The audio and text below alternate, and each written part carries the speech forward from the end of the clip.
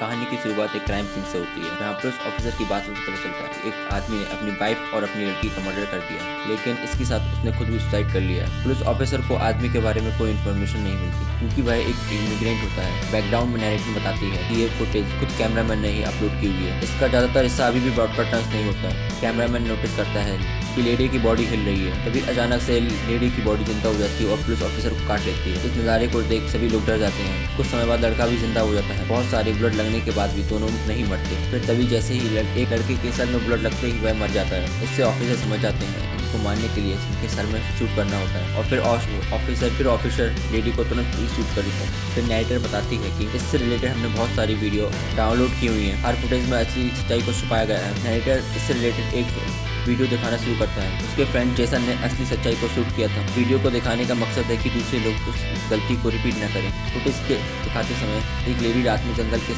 Footage में दिखाते हैं कि एक लेडी रात के जंगल में भागती हुई दिखाई देती है। तभी अचानक से एक डेड बॉडी उसे पीछे से पकड़ लेती है। फिर ये पता चलता है कि जेसन की मूवी का एक सीन है। इसमें रेडली नाम का एक लड़का है। क्योंकि वह इस सीन को अच्छे से परफॉर्म नहीं कर पाते हैं, जेसन थोड़ा नाराज हो जाता है क्योंकि वह सीन को अच्छे से परफॉर्म नहीं कर पाते हैं। दूसरा सीन जेसन अपने कैमरे में शूट कर रहा होता है जहाँ उसके कुछ और दोस्त भी मौजूद होते हैं। तब राइटर बताती है कि जेसन इस मूवी को अपने कॉलेज प्रोजेक्ट के लिए शूट कर रहा होता है। तभी एक आदमी आता है, वहाँ बताता है कि रेडियो पर एक अजीब सी न्यूज आ रही है। अलग अलग जगहों पर डेड बॉडीज वापस जिंदा हो गई है। टोनी इस न्यूज को सीरियसली नहीं लेता है और बाकी लोग थोड़ा सा घबराए होते हैं। इसके बाद रेली वहाँ से जाने लगता है। फिर उसके बाद फ्रेंसन भी वहाँ से चली जाती है। जेसन को भी अपनी गर्लफ्रेंड डेव की चिंता होने लगती है, इसलिए वह उसके हॉस्टल रूम की तरफ जाता है। फिर उसे पता चलता है कि लगभग सभी लोग वहाँ से चले गए हैं। फिर वह डेव के रूम की तरफ जाता है। डेव दरवाजा खोलते ही हमला करने लगती है क्योंकि वह न्यूज सुनने के बाद बहुत डर जाती है। फिर हमें टीवी पर वही न्यूज दिखाई देती है जो हमें मूवी के शुरुआत में देखते हैं। डेव अपनी फैमिली से कांटेक्ट करने की लगातार कोशिश कर रही होती है, लेकिन कोई भी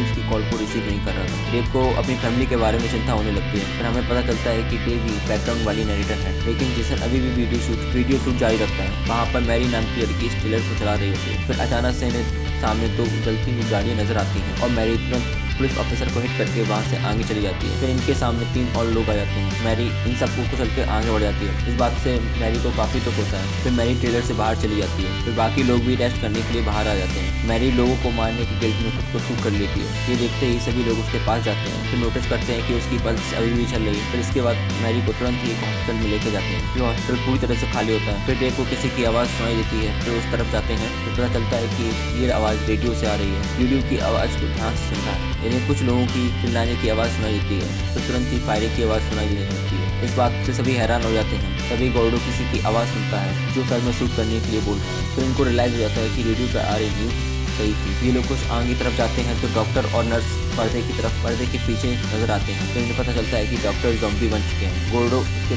सर में शूट करके तुरंत ही उसे मार डालता है। इसके बाद नर्स भी बाहर आती है, वो भी ज़ॉम्बी बन गई थी। उसे इलेक्ट्रिक शॉट देके मार देती है। फिर इसके बाद गोल्डो उसके सर में शूट कर देता है। फिर ये हेल्प खोजने के लिए दूसरी तरफ जाने लगते हैं। जेसन उनके साथ जाने से मना करता है क्योंकि उसकी कैमरे की बैटरी खत्म होने वाली थी। जेसन मैरी की बॉडी के साथ वहीं रुकता है। धीरे धीरे उसकी भी हालत खराब होने लगी थी। फिर जेसन को वहाँ पे किसी के चिल्लाने की और फायरिंग की आवाज़ सुनाई देती है। इसके बाद जेसन भी टेंशन में आ जाता है। फिर डेविड कैमरे के साथ वहाँ आती है। जेसन डेव से पूछता है कि वहाँ क्या हुआ, ये तुम्हारे बॉडी पर खून कैसा लगा हुआ है। फिर डेव बताती है कि एक ज़ॉम्बी ने उस पर हमला कर दिया, लेकिन उसके काटने से पहले ही गोल्डन ने उसे शूट कर मार डाला था। वहाँ आपस में बातें करने में बिजी होते हैं। वहाँ एक पेशेंट जिंदा हो जाता है। फिर गोल्डो वहाँ आकर उसे शूट कर देता है। इसके बाद बाकी लोग भी वहाँ आ जाते हैं। पिछले आधे घंटे में गोल्डो ने 4 लोगों को मार दिया था। फिर वह बहुत नर्वस होने लगता है। फिर गोल्डो मैरी को भी शूट कर देता है। फिर प्रोफेसर खुद अपने हाथों से मैरी को मार देते हैं। शूट करने के बाद प्रोफेसर गन टोनी को देते हैं और सभी लोग वहाँ से निकलने लगते हैं। उसी समय एक पेशेंट ज़ॉम्बी पीछे से आ जाता है और गोल्डो के हाथ पर काट लेता है। तब एलियट तुरंत ज़ॉम्बी पर अटैक करने लगता है, उसके दिल पर अटैक कर मार देता है। ये देख उसकी गर्लफ्रेंड केसी काफी दुखी हो जाती है। गोल्डो को काफी दर्द होने लगता है। कुछ समय बाद उसकी भी मौत हो जाती है। फिर ये लोग मैरी को दफना देते हैं। गोल्डो को दफनाने से पहले वह शूट करने लगते हैं कि वह वापस जिंदा होकर ज़ॉम्बी ना बने। फिर ट्रेसी वेट करने के लिए बोलती है कि शायद गोल्डो ज़ॉम्बी ना बने। फिर जिंदा होने के बाद गोल्डो भी ज़ॉम्बी बन जाता है। ट्रेसी उसके सिर में शूट कर देती है। उसके बाद उसे भी दफना देते हैं और वहाँ से निकल जाते हैं। फिर वहाँ से जाने के बाद हेड टाउन जाते हैं तो वहाँ पे ब्रिज के नीचे एक ज़ॉम्बी की बॉडी लटकी होती है और वहाँ कोई भी आदमी नजर नहीं आ रहा था। इसी बीच उनके टेलर के अंदर कुछ प्रॉब्लम आ जाती है। ट्रेसी को रिपेयरिंग का काम आता था। तभी एक आदमी आकर उनका गन पॉइंट, तो उसे पता चलता है कि ये आदमी जिंदा है। वह शांत हो जाता है। वह आदमी गूंगा और बहरा था। फिर ये इशारे से बताते हैं उसे कि मेरी ट्रेलर खराब हो गई है। तभी वहाँ पर बहुत सारे ज़ॉम्बी आने लगते हैं। आदमी उन्हें पाइप पंप से उड़ा देते हैं और फिर बताता है उसका नाम सेलवन है। फिर उसके बाद में आते हैं और ट्रेलर को रिपेयर करने लगते हैं। उन्हें हॉस्पिटल में मिले कैमरे में एक फुटेज मिलती है कि एक फुटेज बर्थडे पार्टी की होती है कि पार्टी में क्राउन आता है। वह लड़की के फादर को काट लेता है। तभी इन्हें बारने के बाहर कुछ हलचल नजर आती है। चेक करने पर पाते हैं कि वहाँ बहुत सारे ज़ॉम्बी आ चुके हैं। ये देख सभी लोग घबरा जाते हैं। सैमी ने पीछे के दरवाजे से बाहर ले जाता है। तभी सामने के दरवाजे से काफ़ी ज़्यादा ज़ॉम्बी आने लगते हैं। सैमी तुरंत ही उस दरवाजे को बंद कर देता है। टैक्सी टेलर को रिपेयरिंग करने में बिजी होती है। तभी ज़ॉम्बी उसे बाहर खींचने लगता है। तभी सैमुअल आकर वहाँ ज़ॉम्बी को मार देता है। इसी बीच सैमुअल को एक ज़ॉम्बी पकड़ लेता है और उसके काट लेता है। सैमुअल एक घास काटने वाले टूल को अपने सर में घुसाकर सुसाइड कर लेता है क्योंकि वह एक ज़ॉम्बी की मौत नहीं मरना चाहता था। इसके बाद बाकी लोग वहाँ से भाग जाते हैं पर पूरी टाउन में ज़ॉम्बी ही नजर आ रहे थे। पर किसी को पता नहीं था कि बाहर क्या हो रहा है। पर मिनट हर घंटे कितने लोग मर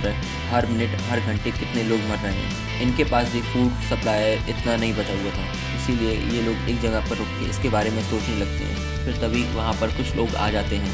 उनके पास बड़ी बड़ी गन होती हैं। वो लोग इनके बारे में पूछने लगते हैं। तभी इनके ऊपर फायरिंग होने लगती है। फिर वो लोग इनको लेकर एक बेयर हाउस में आ जाते हैं क्योंकि ये जगह ज़्यादा सेफ है। फिर इनको पता चलता है कि वहाँ पर कुछ सर्वाइवरों का एक ग्रुप है। वहाँ पर बहुत सारा फूड सप्लायर फ्यूल इकट्ठा कर लिया और इनका लीडर एक नेशनल गार्ड का मेंबर है। फिर जेसन इनसे कांटेक्ट करने का एक्सेस मांगता है। मीडिया और गवर्नमेंट पूरी तरह से झूठ बोलेगी और लोगों से छुपाने की कोशिश कर रहे थे। जेसन अपनी वीडियो को एडिट करता है और अपने पेज पर अपलोड करता है। फिर तभी डेव वहाँ आ जाती है और जेसन पर गुस्सा करती है। उसे लगता है कि जेसन फेमस होने के लिए ये सब कर रहा है। फिर जेसन उसे समझाता है कि मैं फेमस होने के लिए नहीं कर रहा हूँ। इस वीडियो को अपलोड करना चाहता हूँ कि लोगों को सच्चाई पता चले।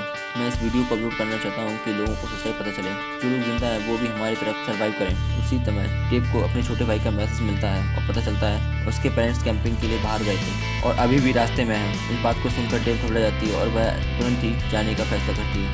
तभी सर्वाइवर ग्रुप का एक लीडर बताता है कि हमारा एक आदमी ज़ॉम्बी बन गया है और वह इसी वेयर हाउस के अंदर कहीं छुपा हुआ है। उसके बाद सर्वाइवर का ग्रुप ज़ॉम्बी को ढूंढने लगते हैं। तभी उन्हें एक जगह पर हलचल नजर आती है। इसी तरफ फायरिंग स्टार्ट कर देते हैं लेकिन लोगों को पता चलता है लेकिन इन लोगों ने जिसे मारा वह ज़ॉम्बी नहीं था।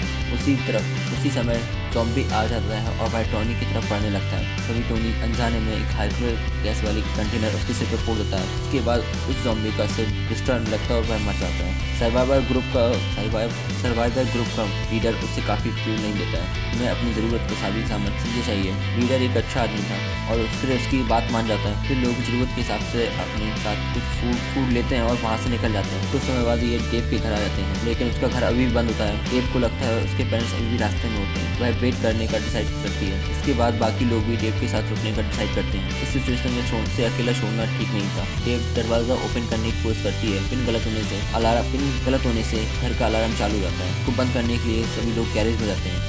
डेव गैरेज में कार देखते ही समझ जाती है कि पेरेंट्स घर आ गए हैं। उसी समय टोनी की नजर कार के विंडो पर जाती है। उसका ग्लास टूटा हुआ था, पर खून लगा हुआ था। ये देखते ही डेव घबरा जाती है। वह अपने पेरेंट्स और भाई का खोजने की डिसाइड करती है। उसी समय डेव का भाई उस पर अटैक कर देता है जो कि अभी ज़ॉम्बी बन चुका है। ये देखते ही प्रोफेसर उसके भाई को तीर से शूट कर देते हैं। तभी डेव की मदर सोफे के पीछे से निकलती हैं जो अपने ही हस्बैंड को मारकर खा रही होती हैं। प्रोफेसर उन्हें भी मार देता है और सभी लोग वहाँ से निकल जाते हैं। तभी एक जगह पर नेशनल गार्ड वाले इन्हें रोक लेते हैं। इनको लगता है कि वह इनकी मदद करेंगे लेकिन नेशनल गार्ड वाले इनके सारे हथियार लेके चले जाते हैं। कुछ समय बाद इनको एक वीडियो क्लिप मिलती है जिसमें एक रेस्क्यू टीम एक बिल्डिंग में गई होती है। वहाँ के फैमिली मेंबर ज़ॉम्बी में चेंज हो जाते हैं। फिर रेस्क्यू टीम वाले फैमिली मेंबर को मार देते हैं। अभी ये लोग इटली के हवेली में पहुंच जाते हैं जहाँ का दरवाजा खुला होता है और रेडली भी घर के अंदर नहीं होता है। तभी अचानक से रेडली अपने पैनिक रूम से बाहर आता है। फिर रेडली से पूछते हैं तुम्हारे पेरेंट्स क्यों दिखाई नहीं दे रहे हैं। जेसन टोनी कोई भी कैमरा दे देता है। अब टोनी रेडली के साथ होता है। जेसी के साथ लगेज देने बाहर चला जाता है। अब टोनी रेडली के साथ होता है। वह नोटिस करता है कि रेडली पहले से अजीब बिहेव करने लगता है। फिर डेव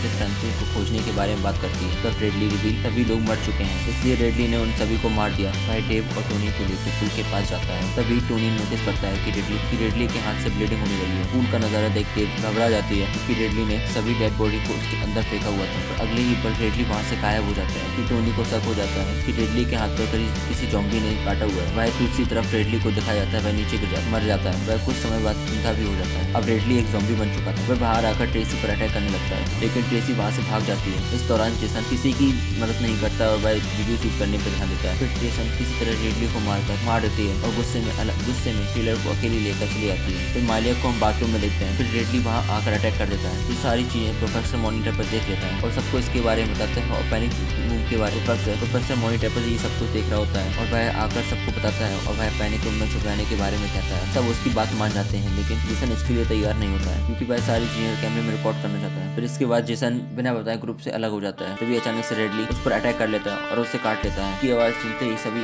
लोग उसके पास जाते हैं। तब प्रोफेसर रेडली के सर को फोड़कर उसे मार देते हैं। तब जेसन ज़ॉम्बी बनकर जीना नहीं चाहता था। वह डेव से खुद को मार देने के लिए बोलता है। उसके बाद डेव के सर में गोली मारकर उसे मार देते हैं। जेसन की मौत से डेव काफी दुखी होती है, लेकिन उसकी फिल्म को कंटिन्यू रखती है। फिर कुछ समय बाद हवेली के अंदर काफी ज़ॉम्बी आने लगे हैं। फिर डेव प्रोफेसर पैनिक रूम में अपने को बंद कर लेते हैं। लास्ट में डेव हमें एक वीडियो क्लिप दिखाती है, जिसमें इस वीडियो क्लिप में कुछ लोग होते हैं जो जंगल में हंटिंग पार्टी कर रहे होते हैं। इनका टारगेट और कुछ नहीं, सिर्फ लोग होते हैं। लास्ट में हम एक औरत को देखते हैं जिसे हम लटका हुआ देखते हैं। लास्ट में हम एक औरत को देखते हैं जिसे बाल के सहारे पेड़ से लटका हुआ होता है। वह उसकी बड़ी गन से शूट कर देते हैं। बड़ी गन से उसके सिर को शूट कर देते हैं। फिर डेव पूछती है कि हम इन इंसानों को बचाने लायक हैं। इसके साथ ये मूवी यहीं खत्म हो जाती है। वीडियो पसंद आई, चैनल को लाइक जरूर करें।